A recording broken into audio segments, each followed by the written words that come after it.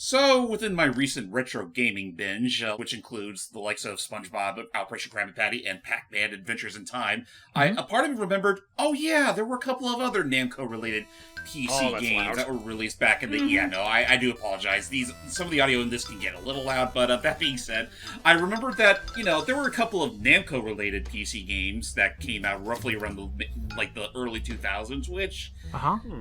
Not gonna mince words, by themselves, they're very small scale, and I figured I wouldn't hurt to show them anyway, but they're like, if you wasted money on these back in the day, well, I hope you got some sort of refund, but, that being said, our first game up to bat is one Miss Pac-Man Quest for the Golden Maze. I see. I assume this was made mostly as a sort of mini continuation of Miss Pac-Man Maze Madness, which also took place on the likes of Cleopatra, and she's off on her epic quest to find the Golden Maze. I guess okay, makes sense. What's up, what year? What year was this released? I wasn't paying attention. No worries. This game came out roughly around 2002, about a few years after the likes of Miss Pac-Man Maze Madness. That sounds about right. Okay. Yeah, no, this definitely kind of, not for nothing, the graphics themselves look okay, but you can sort of tell this game was made on a shoestring budget. Yeah, I can see where there's, I don't want to call it shovelware, but I can see where they were like, okay, we have to, I'll be honest, I did not follow much of Pac-Man's tenure on the PC front of things. I don't know. Again, for me, the biggest exposure I've had in terms of his PC stuff was Pac-Man Adventures in Time, which is a far more interesting game than this. Which is why I'm saying, never mind. I'm going to try that again. For some reason, that neutral expression on his Pac-Man during the game over screen is just terrifying. Okay. Oh, I see where she's just staring up into the... Oh yeah, and then there's also, by the way, there is a little two-player mode where you and a friend can play as Miss Pac-Man and her friend Miss Pac-Man. My bestest friend of all time. This game is Miss Pac-Man. This game is all about self-love. Okay, you know what happened? I actually... Self-love or narcissism? I forgot to take out my first take of this, but no worries. This game... It's okay. We had time to talk. Yeah, no, this game is very much just your simple Baze muncher anyway, and to this game's credit, while it is very simple in its nature, the screen never changes, sometimes you can get these power-ups that can really bend the rules in your favor. All your friends, Miss Pac-Man coming in to save the day. Do you control those things? No, those are automated, and I do believe the color scheme that they're rocking is the, what player 2 would be wearing when you're playing two-player mode. I like the fact that there was more than one of them, so it'd be like, oh, it's my best friends, me, and me. Me, myself, and I. But Logan. It's okay. Yeah, it really was just the Miss Pac squad. The Miss Pac. It literally squadron. Was. The icon that you pick up when you activate the power up is literally a Miss Pac-Man lookalike wearing an army helmet. Right, and then Magnet. Like you're calling in the cavalry. Oh, nice. Sucks the pellets in real quick. Okay. But no. You get those power-ups. Whenever you see a littler ghost, like that one right there, that's smaller than the rest of them, you don't even need a power pellet to chomp them. Whoa. What the? Boy. Whoa. Oh, what the? Oh, that's right. Oh my god! And these bonus levels you can also go into. If you manage to collect 3 fruit of the same type, then those usual, warpy gateways that usually get you from one end of the maze to the other send you here. And, if you kill it, you get bonus points and the golden fruit. What do the golden fruits give us? Nothing! Oh. What the fr... Okay. I think all they do is just give you, a big score bonus, but otherwise they're just there to look pretty. Okay, and then what was that other power-up we got earlier where, we collected one of the... We collected one of the teeny ghosts, and then it suddenly turned all the pellets, red or something. Oh, it turns them all into raspberries. I think that just gives you, more points, per pack dot. Okay. For what it's worth, I do appreciate this game isn't just a bog-standard maze-a-thon like your typical Pac-Man is. Even so, it does kind of feel like... I don't know. It just feels like a been there, done that sort of game. Kind of, yeah. Which I'm willing to bet was one of those things you'd really only see in your typical PC bargain bin. Yeah. And it has that sort of feeling, too, where, every level, I guess for what it's worth, the game does save your progress, which is nice, but at the same time, it's also a matter of, honestly, I don't know a better way to really explain it. like this doesn't feel quite like the epic adventure that Maze Madness ended up being, or heck, even the game that came beforehand, Pac-Man Adventures in Time, which, for those wondering, I will be doing that game for the channel, but that will be its own thing. No, I think so, and I'm looking forward to it. So did you actually own this game when it came out? Not really, no. Like, again, this was just something I just came across on a whim while looking through all these, like, checking out what PC games I could run on my my state-of-the-art, high-tech computer thingy that usually would run these things like utter crap because these were from a bygone era where the tech wasn't quite there. We have a Super Pac-Man now. Yep, which just makes you invincible. Nothing more, nothing less. Okay. If you're talking PC, someone needs to remind me later. I have a look at and/or commentary idea for the ladies' idea. Was that really? is that your Barbie detective game? Maybe. It was that. It was absolutely that, wasn't it? I don't know why, but I love the confidence in that. Maybe. I was gonna say there was a different tone. I was saying because I know that was in the. And now we go on to our next chapter, Finding a Way In. Thank you. Are we gonna say Logan? I was gonna say because I remember that was a game that you really were wanting to try and find a way to get it running again. Yeah, there was that, and there were a couple of other ones. I mean, from this point, I just don't know. I don't. Okay, they do change the maze layout a little bit, but otherwise, it really is just. It almost feels, as far as this game's actual gameplay is concerned, it just feels like a palette swap of the original Miss Pac-Man game. Even then, it's really not so much that. So I'm going to go ahead and move on to the next game, also made by the same developers, Dig Dug Deeper, which starring Shinnigan Dig Dug. I was about to say that is one cursed-looking model, not gonna lie. Like, Devil Damn. Also, speaking of cursed, get a load of the Arial font main menu down there. Yeah, like, these were definitely games made on a shoestring budget and released roughly around the same time, if I can be perfectly honest. Like you had this Pac-Man thing which came out, and by the way, this game didn't work all that well on my computer. Like, it still runs okay. He looks like an ethereal being from another planet, which is funny too, considering the whole entire point of this game is that you are literally going across the stars to these planets that these the typical Dig Dug enemies are inhabiting. I mean, I think go ahead. I think my favorite bit is that, like, the Dig Dugs themselves are moving perfectly fine. It's just the hero that's like... Yeah, the Pucos are just doing just fine. Yeah, no, the Pucos are just living their everyday wilds, while Dig Dug here, or, as some people will call him, Taizohori, is literally just like... He's literally like some sort of ethereal being straight out of a Vine Sauce Corrupted video. Hey, remember how Mario used to move? Yeah, but look at that. Look at them. Oops. Aww. Ouch. But I will say, I'm standing up. Yeah, otherwise, the gameplay kind of reminds you of... the gameplay kind of reminds you a little bit of Driller, in that there is an overworld to explore while you're going down That's into kind these of tunnels. gruesome, wow. That's always what it's been, unfortunately. Yeah, I was about to say, that's Dig Dug in a nutshell.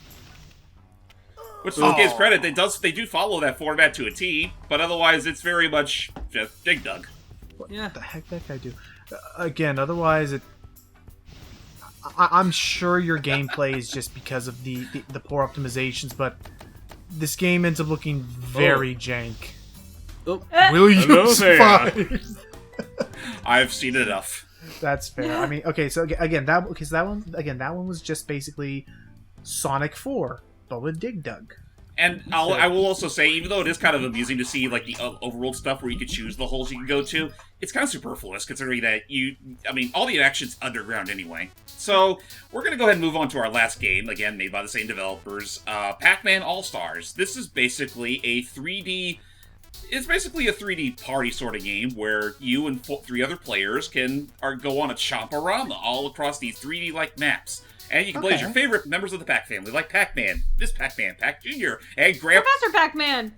And Old Man Pac-Man. Why not? Impact you. Okay. Meanwhile, I'm going to look into Creature Labs themselves. So Creature Labs was a company that was renamed from CyberLife when Steve Brand split off to form CyberLife Research. Fortunately, despite a refinancing in 2002, Creature Labs was unable to derive enough revenue from these activities to survive, and closed shop in 2003. Not terribly surprising, because, say like with Pac-Man All-Stars, for example, this game isn't that bad, though it also feels like the kind of game that doesn't really work who's going to be playing multiplayer games like this on the PC without an online connection? Yeah. Right, and again, if it was possible for a video game franchise to, in and of itself, have shovelware, these games were kind of feeling like shovelware. They kind of are shovelware. Like, not without some merit. Like, I could see, like, this kind of idea working, just not by itself. Right. So basically, the whole point of this Pac-Man All-Stars is that you're running across all across these little playgrounds, for lack of a better word, collecting as many Pac Dots as you can, while also basically it's a score attack. Yeah, okay, it makes sense.